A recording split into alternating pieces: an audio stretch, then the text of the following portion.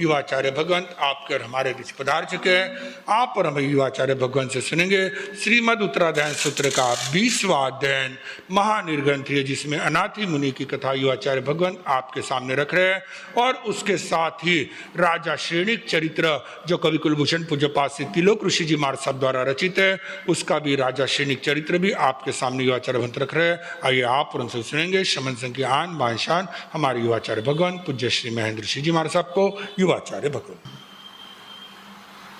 चरम तीर्थंकर शासनपति शमन भगवान महावीर स्वामी अरिहंत परमात्मा श्री सिमंदर स्वामी भगवान परम श्रद्धे परम उपकारी प्रातः स्मरणीय पूज्य गुरुदेव आचार्य भगवान श्री आनंद ऋषि जी महाराज साहब, वर्तमान आचार्य सम्राट आत्मज्ञानी सदगुरुदेव परम श्रद्धेय परम वंदनीय डॉक्टर श्री शिव मुनि जी महाराज साहब आदि समस्त ऊर्जा पुरुषों महापुरुषों पूज्य वरों के पावन स्मरण चरण को वंदन नमन।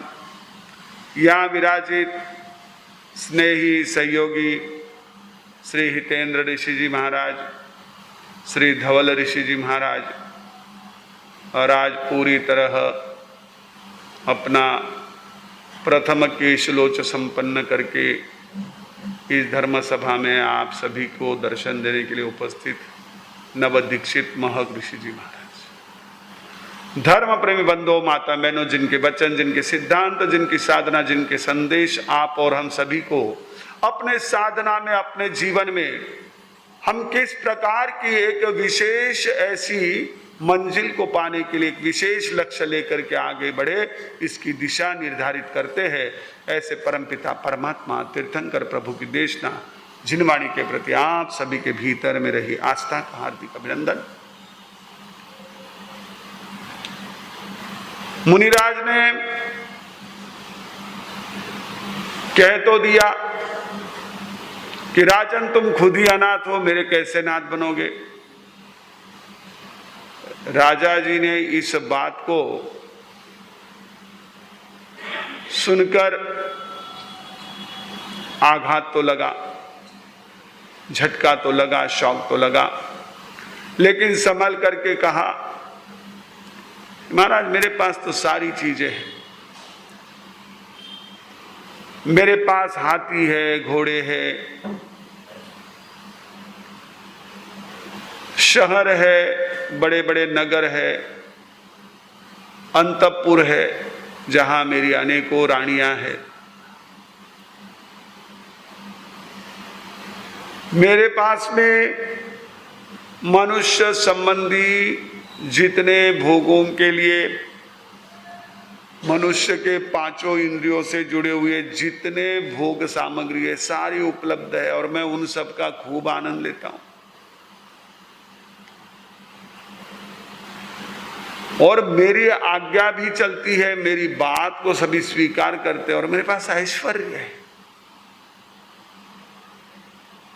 संपत्ति और ऐश्वर्य में फर्क होता है।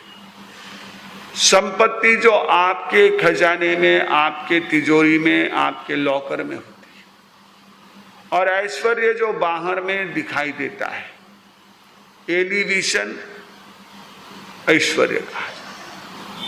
तो ऐसा ऐश्वर्य वो भी राजा के पास था, श्रेणिक सम्राट के पास था। और कहते एरी से संपय गम्मी सव काम समपिए कहम गणा हो Bhavai माहु Bhante मुसंवये।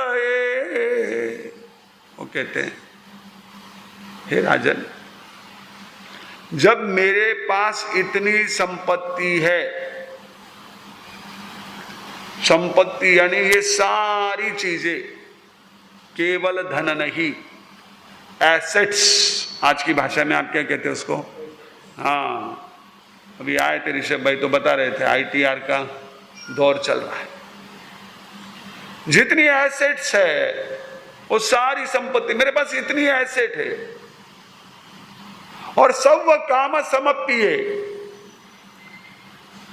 In position of so great means, which permit the owner to enjoy all pleasures. जो हमारी सभी इच्छाओं को संतुष्ट करने वाली, हमारी सारी इच्छाओं के अनुरूप मेरे पास में इतनी संपत्ति है। क्योंकि कईयों की तकलीफ ये होती है, वो कहते ना धन बिना निर्धन दुखी तृष्णावश धनवान। अब वो कईयों की ये तकलीफ रहती है, वैसे कम नहीं है पर वैसे अभी बहुत बाकी है। उसके लिए वो कौन सी कहानी बताते पता है ना आपको? 99 के चक्कर वाली, साइकिल ऑफ 99। आमने सामने दो व्यक्ति, दो परिवार रहते थे। एक परिवार जो खूब संपन्न था, लेकिन उस घर के जो मुखिया थे दिन रात चिंता में रहते थे, अपने व्यापार को लेकर के, अपनी सारी जो है ब्याज वगैरह जो भी चीजें हैं उन सबको लेकर के बड़े चिंतित रहते थे। और उनके सामने जो परिवार रहता था वो अपना खा पी कर सुखी था, बहुत ज्यादा संपत्ति नहीं थी लेकिन कोई कमी भी नहीं थी, अच्छे से आनंद से रहते थे। पति पत्नी दो ही जने थे, बड़े आनंद पूर्वक हमेशा हंस खेल करके और सबसे मिलजुल करके, और दोनों का भी आपस में बड़ा प्रेम था। सेठ जी बड़े विचार में पड़ गए, बोले मेरे पास इनसे कई गुना धन है लेकिन मैं चिंता से ग्रस्त रहता हूं, और इनके पास तो उतना धन भी नहीं है पर बड़े निश्चिंत मस्ती में रहते हैं, इसका क्या कारण? और ये ऐसे मस्ती में रहते, वो भी एक गड़बड़ बहुत रहती है। कईयों को किसी का सुख जो है ना वो भी नहीं देखा जाता कि ये इतना क्यों आनंद में है, ये इतना क्यों प्रसन्न है, इसको तो दुखी होना चाहिए। अभी हमारे कृष्ण जी को देख रहे, लोच हो गई, और लोच हो गई फिर भी बड़े साता में दिख रहे। अभी लोच हो गई तो इनको तो चेहरा थोड़ा सा इनका ये होना चाहिए, वैसा होना चाहिए। अब हमारे ऐसे ही रहता है, किसी को प्रसन्न देखते तो हमारे मन में कई शंकाएं उत्पन्न होती है, क्यों ऐसा है। कई बार उसके साथ ईर्ष्या होती है कि ये क्यों प्रसन्न है, जब सारा संसार दुखी है तो ये इतने सुखी क्यों। बड़ा उसके मन में ये होता है, विचार आता है। सेठ जी को भी वैसे ही विचार कि मेरे पास इतना धन है लेकिन मैं तो दिन रात चिंता में रहता हूं, रात को नींद ठीक से नहीं आती है, दिन में भी मैं खाना खाता हूं, घर दुकान जाता हूं, घर आता हूं, लेकिन दिमाग में वही चक्र घूमता रहता है। ये तो बड़े निश्चिंत रहते हैं। तो उन्होंने उनके किसी परिचित को कहा कि अरे ये बड़ा आश्चर्य होता है, ये क्यों इतने निश्चिंत है। बोले इनके पास वो 99 का चक्कर नहीं। बोले क्या रहता है? बोले देखो, अगर तुमको मजा देखनी हो तो एक काम करना, सुबह सुबह जिस समय अंधेरा हो थोड़ा सा और सभी सोए हो, एक छोटी सी थैली में, पोटली में 99 सिक्के रख देना, और वो 99 सिक्के वाली जो पोटली है वो ले जा करके सेठ के घर के सामने छोड़ देना, सामने वाले के घर के सामने छोड़ देना। बोले ठीक है। अब उनके पास धन तो था, खूब धन था, उन्होंने उसमें से 99 सिक्के निकाले, एक पोटली में रखे और सुबह सुबह ले जा करके पोटली वहां छोड़ दी। अब सुबह आंगन बुहारने के लिए, साफ करने के लिए उस घर की जो लक्ष्मी थी, गृहिणी थी, वो बाहर आए। उन्होंने झाड़ू लगाया तो देखा वहां कोई एक थैली पड़ी हुई है। उन्होंने उस थैली को देखा तो उसके सिक्के थे अंदर। उन्होंने अपने पति को कहा ये देखो कोई यहाँ पर भूल गया है, छोड़ गया है। बोले ठीक है, अलग से रख देते हैं, कोई इसका मालिक आएगा पूछेगा तो देख लेंगे। मालिक तो आना नहीं था। एक दिन 2 दिन गए, फिर उन्होंने कहा इसमें कितने सिक्के देखे तो सही। अब उन्होंने देखा 99 सिक्के। अरे बोले 99 की संख्या कुछ मजेदार नहीं लग रही, इसको क्या कर देते, पूरा 100 कर देते हैं। अब वो कहानी को आज के मार्केटिंग वालों ने पकड़ लिया। अब आपको 1500 की चीज होगी तो वो क्या कहते हैं 1499 रुपए में। 1100 की चीज होगी 1099 रुपए में, वो सोचता रहे 1099, 1000 रुपए में ही है, 1000 रुपए का 1100 रुपए, पर वो आगे के 100 नहीं गिनता, ये कम है तो उसको लगता है कि ये तो बस इतने में ही है। 1499 कहते तो समझता 1400 में ही है, सस्ता है। ये एक मार्केट का फंड बना लिया उन्होंने, आपको उस चक्कर में ले लेते हैं। लेकिन यहाँ तो जो 99 का चक्कर था, तो उन्होंने देखा इस 99 को 100 बनाऊं। अब 100 बनाना है तो जितना रोज लगता था उतना तो कमा लेते थे, पर अभी एक्स्ट्रा तो कमाना पड़ेगा। फिर उन्होंने भी भागा दौड़ी शुरू कर दी। फिर वही विचार में रहते थे, अभी कैसे मैं कहाँ पर क्या करूँ तो जिससे मेरे को और एक्स्ट्रा पैसा मिले। अब उस समय 1 रुपया भी मिला ना, आज के 10,000 मिलाने बराबर था। तो बहुत मुश्किल होती थी, पर कैसे तैसे उन्होंने खूब मेहनत करके जो है वो 1.5 रुपया मिला लिया। अब उन्होंने 100 का कर लिया पूरा, बोला भी ये 8 नहीं है, तो अभी इसको और बढ़ाए तो अच्छा रहेगा। अब वो 99 के फेर में कितना भी बढ़ता जाए, उनके मन को शांति नहीं, उनकी शांति भंग हो गई। वो भी टेंशन में रहने लगे। सेठ जी बोले बात तो बराबर हो गई। ये 99 का चक्कर की इच्छा जो है ना, वो अगर आपकी एक बार बढ़ गई, तृष्णा बढ़ गई, तो जहां लाहो तहां लोहो, लाहा लोहो पवती। तृष्णा बढ़ने पर आदमी की अशांति बढ़ जाती है। ये सिंपल सूत्र है हमारे आगमों का दिया हुआ, हमारे परमात्मा का दिया हुआ, कि जितना आपके अंदर लोभ बढ़ेगा, तृष्णा बढ़ेगी, उतनी अशांति बढ़ेगी। पैरेलल चलती है दोनों चीजें। जो आप शांति शब्द का प्रयोग करते हो, जो उससे आपको अभिप्रेत होता है कि शांति यानी एक आनंद का अनुभव, शांति यानी एक प्रकार से व्यक्ति का चिंता रहित होना, शांति यानी व्यक्ति का जो है वो प्रसन्न चित्त रहना, ये सारी जो चीजें हैं वो सारी किससे खत्म हो जाती है? लोभ से। वो चीजें मोर मोर मोर, ये दिल मांगे, वो वाला जो है वो शांति भंग हो जाती है। तो ये पहले में हमारी जीवन शैली में और अभी के जीवन शैली में यही फर्क पड़ गया है। पहले आपके पास जितना है उसका आप खूब आनंद लेते थे। कोई आपको कहे भी हो ले लो, नहीं चाहिए नहीं, मैंने कहीं करूं तो ले ले, मारो काम हुई गयो। और अब तो जो भी हो ये भी चलेगा, ये भी चलेगा, ये भी चलेगा। तो राजा कहते हैं श्रेणिक कि जो जो मेरी इच्छाएं हैं या सबकी अपनी इच्छाएं होती है, उन इच्छाओं के अनुरूप मेरे पास सारे भोग के साधन, भोग की सामग्री उपलब्ध है। और ऐसे में यदि आप कहते हो कि हे राजन तुम अनाथ हो, तो मैं कैसे अनाथ हुआ? मेरे इच्छानुरूप भोग सामग्री है, मेरी बात मानने वाले सारे परिवार के और मेरे राज्य के लोग हैं, और मेरे पास इतना बाहर में ऐश्वर्य है, इतना मेरा ठाट बाट है। ऐश्वर्य अनेक तरह से ठाट बाट, जिसको आप कहते हैं ठाट बाट, इतना ठाट बाट है। ज्यादा थी क्या आवाज? तो ये इतने ठाट बाट थे, फिर भी आपने मुझे अनाथ कह दिया। मुनि माहू बनते मुसंबय, बहुत महत्वपूर्ण वाक्य है, ध्यान में रखना। इतना व्यक्ति में एक प्रकार से अंदर में साहस होना चाहिए कि वह सत्य बात को जो व्यक्ति संबंधित है उसके सामने कह सके। हमारे अंदर साहस कौन सा है? एक की बात 10 के पास कहते हैं, सिर्फ उसको छोड़ करके। थोड़ा सा आवाज कम हो गया, थोड़ा बढ़ा ले। सिर्फ उसको छोड़ करके, बस जिससे संबंधित है उसको नहीं कहते, बाकी सबको कहते हैं नहीं ऐसा नहीं होना चाहिए, ऐसा नहीं होना चाहिए। अरे कभी उसके सामने नहीं, फिर वो क्या है, बुरा मन है, क्या मतलब? जिससे संबंधित है उससे कहने का साहस यदि तुम्हारे अंदर है, तो ही तुम कभी भी सत्य को कह सकते हो और सत्य बात को स्थापित कर सकते हो। नहीं तो इधर उधर चर्चा करने से क्या होता है? आज वही दौर चल रहा है। मेरी बात मेरे सामने नहीं कहेंगे, मेरे वाला बात दूसरों के पास जाकर कहेंगे, नहीं हमारे सामने ईशो नहीं कहना चाहिए, हमारे सामने यो नहीं करना चाहिए। अभी वो क्या करेगा? वो कहेगा हाँ सही है, ऐसा नहीं करना चाहिए, महाराज ने तो ये नहीं होना चाहिए। उसको क्या फर्क पड़ता है? उसको भी तो केवल जबान चलानी है, हाँ हाँ हाँ नहीं होना चाहिए। पर जिसको कहना है उसको तो वो भी नहीं कह रहा है।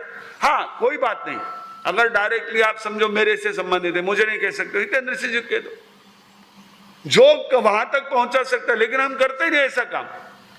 जो वहां तक बात पहुंचा, हमारे अंदर वो साहस नहीं है, क्योंकि हमको पता है कि अगर ये बात पहुंच गई तो और ज्यादा मामला जो है मेरे विरोध में हो जाएगा, मेरे से दुश्मनी। अबे तुम दुश्मनी नहीं चाहते तो चुप रहो,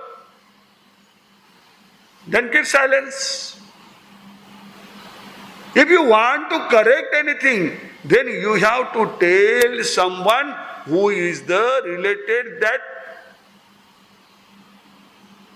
जाओ उस चीज से संबंधित है, आपको वहां तक अपनी बात पहुंचाने का साहस होना चाहिए। तुरंत सम्राट श्रेणी उस मुनि को कहते, जिस मुनि के लिए उन्होंने कहा कि कितना आपका ऐसा तेज, कितना आपका सुंदर सौंदर्य, शारीरिक सौंदर्य और आपका आंतरिक सौंदर्य इतना महान है, जब उन्होंने कह दिया कि राजन तू अनाथ है, तो कहने लगे नहीं, ये बात मैं नहीं मानूंगा, आप झूठ मत बोलो, माहू बनते मुसम्बे। कितनी बड़ी बात है, हम बहुत, और ये भी उन्होंने दोनों तरह से कहा, अपने लिए भी और उनके लिए भी, क्योंकि मुनि की चर्या होती है। मुनि के लिए सर्वथा मृषावाद का त्याग है। आपको तो भी आगार है, कितने आगार है आपको?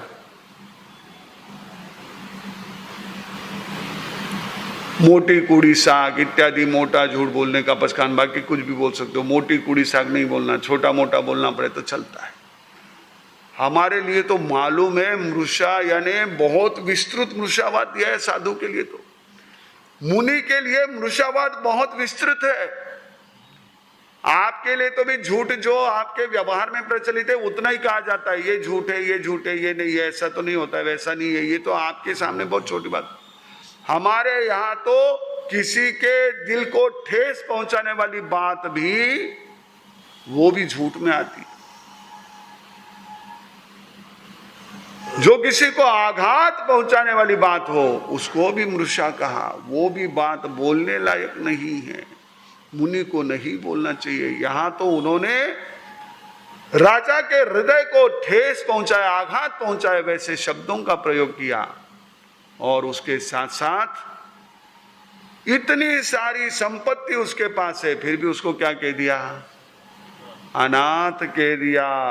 अब ये सारी जो चीजें हैं, इन सारी चीजों के लिए उन्होंने मुनि को कहा, क्योंकि उन्होंने जब ये कहा तो मुनि के उस कहने के पीछे क्या कारण था?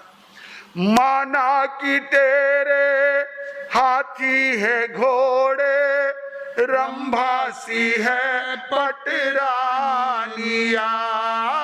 लक्ष्मी का लाल है, राज्य विशाल है, वैभव में बीते जवानिया, पर एक सुनाऊं तुझे बात है, जरा सुनना तू ध्यान के साथ है, मेरी क्या करेगा पालना, हे राजन तो खुद ही अनाथ है।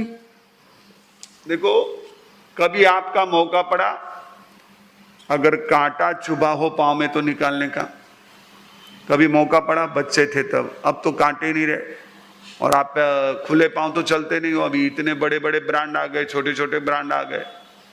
जैसे पहले रास्ते पर कपड़े बिकते थे, खाने का सामान बिकता था, अब जूते चप्पल के स्टॉल लगते हैं, जो लगता है वो मिलता है, जो आप चाहते हो वो सारा मार्केट में मिलता है। आप ये मत सोचना कि वो मार्केट वाले बेचने के लिए ये चीजें भी ले आए, नहीं, उनको पता है आपको ये भी चाहिए।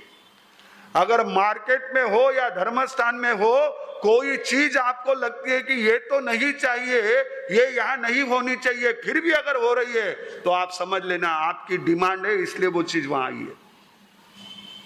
मार्केट में भी आई है तो डिमांड के कारण आई है, और अन्य स्थानों पर भी आई है। आपके सामाजिक कार्यक्रमों में भी आपको लगता है नहीं ये तो नहीं होना चाहिए, फिर भी हो रहा है। क्यों हो रहा है? कई आपके सामाजिक प्रसंग होते हैं, कई लोग कहते नहीं ऐसा तो नहीं होना चाहिए, ये तो नहीं होना चाहिए, इतने पदार्थ बनते हैं, ऐसे प्रोग्राम होते, नहीं होना चाहिए, पर क्यों हो रहा है?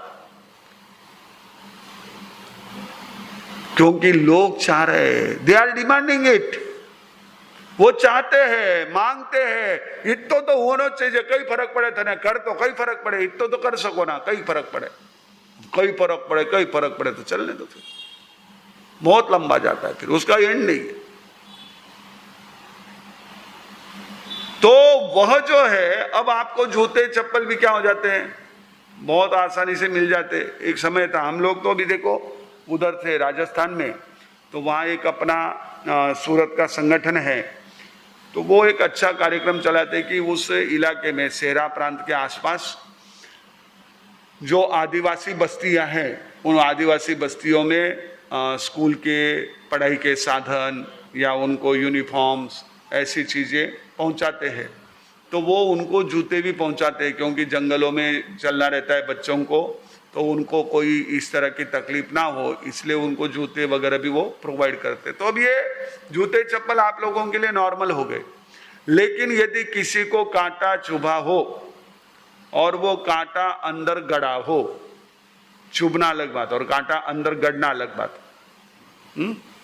If it inserted inside and after that broke it, उसके बाद वो टूट गया, अंदर घुसा और आधा टूट गया, तो उसको क्या करना पड़ता है, कांटे को निकालना पड़ता है। तो कांटे को निकालोगे तो उसके लिए क्या करना पड़ता है, दूसरा कांटा या सुई आपको लेनी पड़ती है।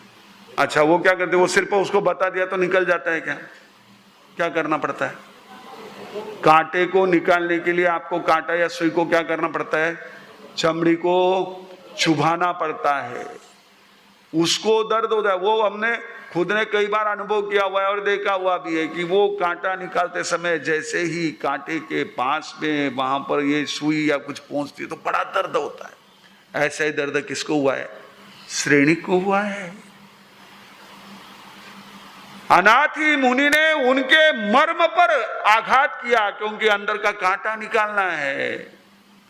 मुनि वैद्य की तरह सम्राट श्रेणी के हितैषी है, उनके अंदर जो भ्रांति का कांटा फंसा हुआ है, भ्रांति का कांटा निकालने के लिए थोड़ा चुभने वाली बात करनी पड़ती है। केवल घुमा घुमा करके मीठी बातें नहीं होगा। अरे अगर आपके पांव में कांटा चुभा है, हमने उस सब चीजों को बहुत नजदीक से देखा है, अगर ऐसे नहीं निकलता है, ज्यादा अंदर गड़ा हुआ है, तो उन्हें कई करता पा गुड़रो कही देता, हाँ गुड़ रख करके ऊपर से वो काड़ी पेटी लेकर, नहीं तो मोमबत्ती लेकर के उसको गुड़ को पिघला करके गरम कर देते थे। करना ही पड़ता है, नहीं किया तो समझो किसी ने कहा नहीं रहने दो। मेरा जब पहली बार लोज चल रहा था तो उम्र भी छोटी थी और पहला पहला अनुभव था, तो अब वो सहन नहीं हो रहा था, तो मैंने कहा रहने दो। तो बोले अरे रख दिया तो और ज्यादा वो गड़बड़ हो जाएगी, जैसे माथा ठंडा पड़ जाएगा तो उसके बाद में तो लोच करना और भारी हो जाएगा, तेरे को और तकलीफ हो गया, अभी कर लेने दे। अब उसको छोड़ नहीं सकते, अब उसको बीच में छोड़ दिया तो और ज्यादा तकलीफ हो गया। अब जिन्होंने पहले लोच की उनको पता था, उन्होंने कहा अभी थोड़ी देर लगेगी पर होने दे। अब मेरे बारे में ये समस्या, इन तीनों के लिए समस्या ही नहीं है हमको, ये तो दीक्षा के पहले भी लोच का प्रैक्टिस करा चुके थे। हितेंद्र ऋषि जी पहले दिन से मजबूत, और हमारे महक ऋषि जी भी बहुत मजबूत, गुरुदेव की कृपा। इन लोगों ने बहुत, देखो दर्द तो होता ही होता है, और पहली लोच का तो थोड़ा फर्क ही पड़ता है, क्योंकि ये कैसी फीलिंग्स होती है, कैसा वहां पर जो एक सारा होता है माथे पर इन चीजों का, वो नहीं ये रहता है। लेकिन खैर अब मेरी पहली लोच हुई तो मैंने कहा कि नहीं नहीं नहीं नहीं, नहीं अभी रहने दो, पर वो बीच में छोड़ नहीं सकते। अब कांटा अंदर गड़ा हुआ है, नहीं निकाला तो क्या हो जाएगा, कील बन जाएगी। क्या बन जाएगी, कील बन जाएगी, यानी कौन हो जाएगा। वो कौन तो और खतरनाक। हमारे बुजुर्ग संत थे सज्जन ऋषि जी महाराज साहब, हमने देखा उनके पाँव में कील बनी हुई थी बहुत सी। तो हमारे वहाँ के कोठारी जी थे आयुर्वेदिक वाले, वो आते थे, उनके साथ में वो कौन सा ब्लेड होता है वो, सिजरिंग यानी वो इसका सर्जिकल ब्लेड होता था उनके पास, सर्जिकल ब्लेड, और उसको स्टराइल करके फिर वो उस चमड़ी को निकालते थे। उनको कुछ नहीं दर्द होता था, क्योंकि वो चमड़ी जो है ना क्या हो जाती है, उतनी बधिर हो जाती है, तो उसको फिर उनको काटना पड़ता था। अब वो तो सैनिक तो पुण्यशाली थे, बहुत भाग्यशाली थे, उनको तो कांटा निकालने वाले वैद्य मिल गए। हमारी हालत क्या है, वो गड़ा हुआ कांटा हम निकाल, नहीं नहीं नहीं नहीं नहीं महाराज साहब, मानव नहीं हिला, मानव नहीं हिला, माने सम्मति क्यों, माने सम्मति क्यों, नहीं नहीं नहीं, मैं आवाला ही नहीं ताना करने, ये कहीं बोलो माने। अब हम कांटा निकालने देते नहीं है, तो वो कांटा गड़ा हुआ फिर क्या करता है, कील बन रहा है अंदर। मुनि ने देखा कि ये कांटा गड़ा हुआ है, ये अपने आप को इसी में नाथ मान रहे हैं। माना कि हाथी घोड़े है तेरे, रंबासी है पटरानिया, बहुत वैभव है राजन तुम्हारे पास, तुम वर्णन कर रहे हो, मैं समझ रहा हूं। फिर भी उन्होंने उसको अनाथ कहा। उन्होंने कहा आप झूठ मत बोलो, पर उन्होंने, हाँ, अगर हमने सिर्फ किसी भी व्यक्ति को, चाहे वो संत हो चाहे गृहस्थी हो, केवल नुकीले शब्दों का प्रयोग किया, उन नुकीले शब्दों के पीछे हमारी हित की कामना नहीं है, केवल चुभने वाले शब्द और ऐसे व्यंग्य बाण के तीर हमने छोड़े, तो भगवान कहते हैं कि ये हमारे दूसरे महाव्रत में दोष लगता है। कोई व्यंग्य बाण चलाता है, टॉन्टिंग जिसको आप कहते हैं, ये नहीं, क्योंकि वो करके कठोरकारी शब्द होते हैं, छेदकारी भेदकारी शब्द होते हैं, पीड़ा करने वाले शब्द, वो नहीं। यहां तो डॉक्टर जैसी भूमिका में है।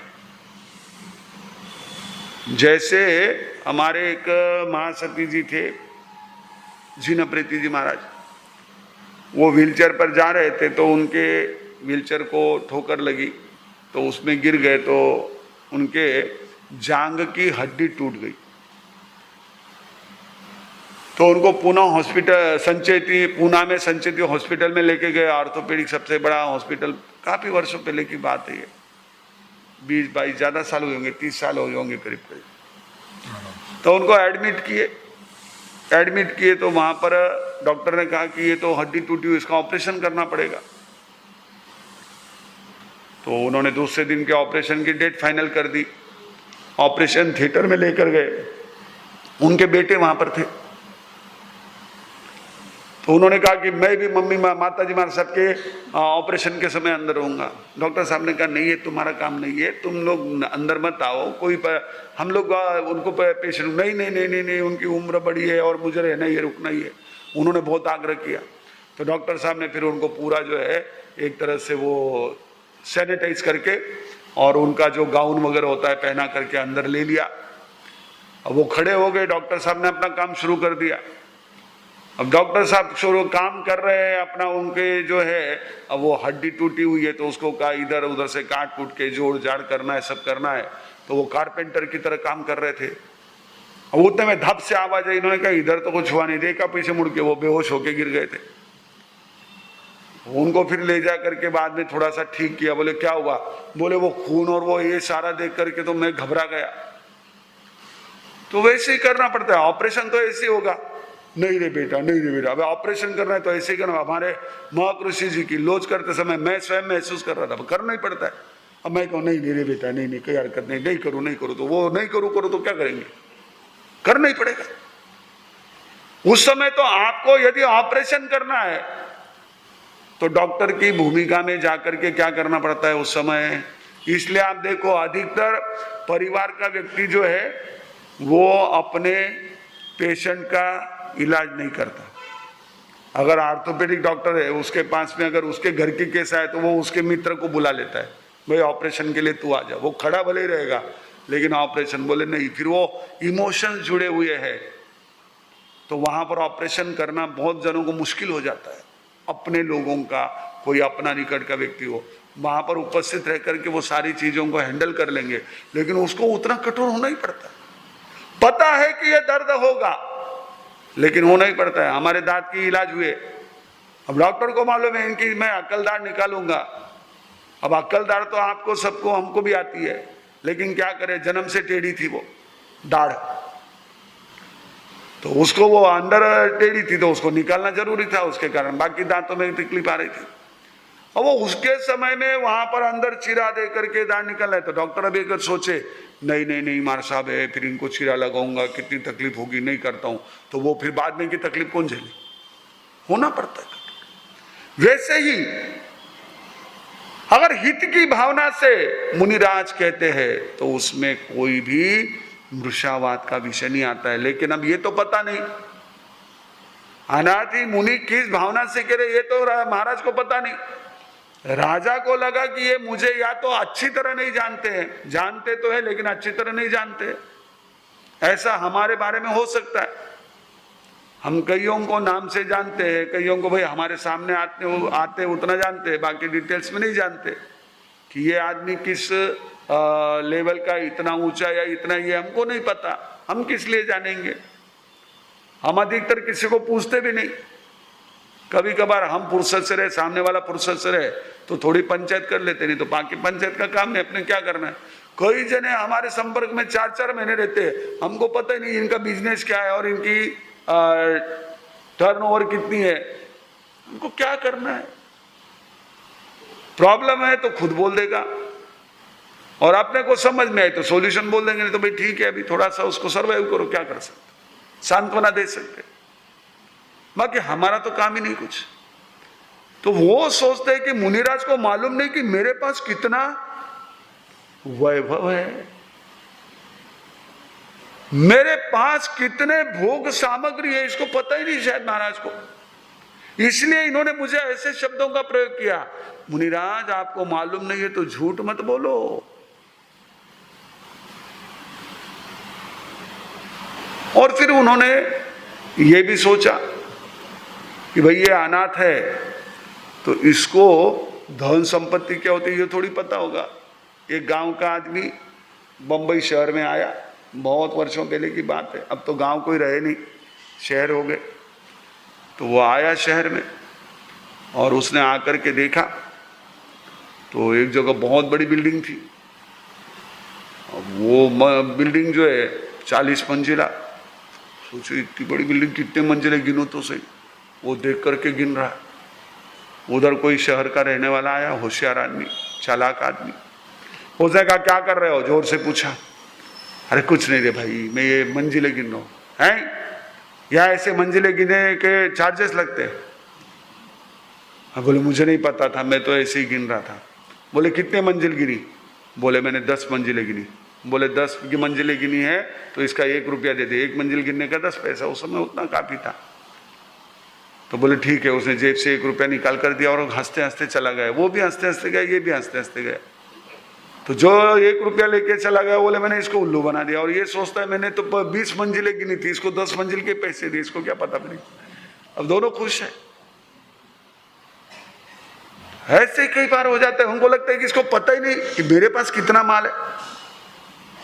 और मुनि तो क्या है, ये साधु बन गए, अनाथ थे ना, तो ये ना कितना सा ये होता है इनको पता नहीं, इसलिए वो वर्णन कर रहे हैं। अब उन्होंने कहा तो सही, अब मुनिराज उनको किस तरह से कौन सी बात कहते क्या कहते देखेंगे। लेकिन वो उधर मार्केट में घूम रहे थे जब कुमार अवस्था में थे श्रेणिक, और सेठ जी तो अपने घर पे पहुंचे थे। सेठ जी ने उससे अलग होते समय उसको कहा भाई तुझे कौन से गांव जाना है, तो उसने जवाब नहीं दिया। बड़े होशियार थे वो, क्योंकि उनको तो उनका गांव का नाम बताना ही नहीं था, कौन है ये परिचय देना ही नहीं था। तो उन्होंने उसको कह दिया नहीं मैं अभी तो बाजार में घूम रहा हूँ, यहीं पर हूँ। बाजार में गया। अब जब नंदिनी ने, उसकी नंदा जो थी, उन्होंने पूछा सारा वर्णन, तो उनको पता चला कि अरे हाँ ये तो ऐसी बात है। तो उसने कहा कि इतना होशियार है तो उसको बुला लेते हैं, घर पे बुला लेते हैं। तो बोले ठीक है, तुम चाहते हो तो बुला लो। पर उसने कहा कि मैं भी तो एक बार परीक्षा लूं कि वास्तव में वो बुद्धिमान है या ऐसे ही तीर का तुक्का हो गया। वो ये बन जाता है, तुक्का चला दिया, तीर बन गया तो हो जाता है काम वैसे। बोले कि इसने ऐसे ही कह दिया होगा। तो उसने अपनी जो दासी थी, खास उसकी सेविका, क्योंकि सेठ जी भी बहुत बड़े थे, काफी संपन्न थे, तो उनके पास नौकर चाकर भरपूर थे। तो जो उसकी खास स्पेशल ऐसी दासी, जो इसने बचपन से उनको काफी सहयोग किया हुआ, दोनों का साथ साथ में एक दूसरे का विचार मिलता था, तो उस दासी को कहा जाओ और बाजार में से उनको आमंत्रण दे क्या। अब बोले मैं बाजार में जाऊं कैसे और ढूंढूं कैसे, कौन है वो। अब हुलिया तो पता नहीं। अब ये तो ये आई है कि थोड़ा सा बता दो तो तुरंत चेहरा पहलगाम वाले आतंकियों का लाके रख दिया। अब वहां तो ये हो जाता है, यहाँ वहां वो क्या था, हुलिया तो पता नहीं, नाम गाम मालूम नहीं।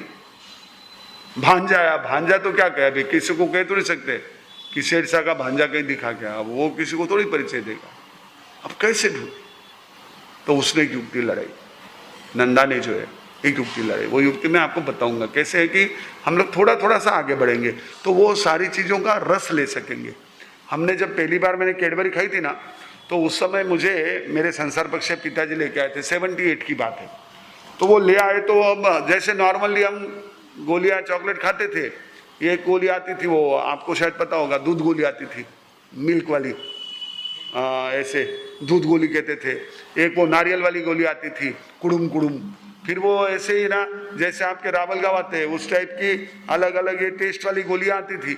अब हमको यही पता था, गोली मुंह में डालो, कुड़ुम कुड़ुम करो, उसका आनंद लो। अब वो कैडबरी भी ऐसे ही खाने लगा। इसको नहीं खाओ ना। मैंने कहा क्या करना। बोले इसको मुंह में रखना, उसको टेस्ट करना, चूसना तो आनंद आएगा। ये डेयरी मिल्क इतनी सस्ती नहीं है, 1 रुपए की एक आई थी इतनी सी उस समय, वो ऐसी लंबी आती थी। अब तो साइज छोटी और प्राइस बड़ी हो रही है। उस समय प्राइस साइज बड़ी थी पर प्राइस उसकी 1 रुपया थी। तो बोले कि ये डेयरी मिल्क है, तो ये इसको ना बाइट लेकर के खाना। आज की भाषा में जैसे आप कॉफी सिप करके पीते हो, चॉकलेट बाइट लेकर के खाते हो, वैसे कथा को हम थोड़ा थोड़ा स्वाद लेंगे, जैसे अवसर होगा देखेंगे। आज अभी एक साथ प्रेम से बोलेंगे, नमो अरिहंताणम, नमो सिद्धाणम, नमो आर्याणम, नमो उत्साहणम, नमो लोरे सब साहणम। गुरुदेव की आज्ञा श्री चत्तारी मंगलम, अरिहंता मंगलम, सिद्धा मंगलम, साफु मंगलम, केवली पन्नतो धम्मो मंगलम। चत्तारी लघुत्तमा, अरिहंता लघुत्तमा, सिद्धा लघुत्तमा, साफु लघुत्तमा, केवली पन्नतो धम्मो लघुत्तमो। चत्तारी शरणं पवज्जामि, अरिहंते शरणं पवज्जामि, सिद्धे शरणं पवज्जामि, साहु शरणं पवज्जामि, केवली पन्नतम धम्मं शरणं पवज्जामि। 4 मंगलिक, 4 उत्तम, 4 शरणा, दुख हरना, सुख करना, और शरण नहीं कोई, जो भव्य प्राणी आदरे तो अक्षय अमर।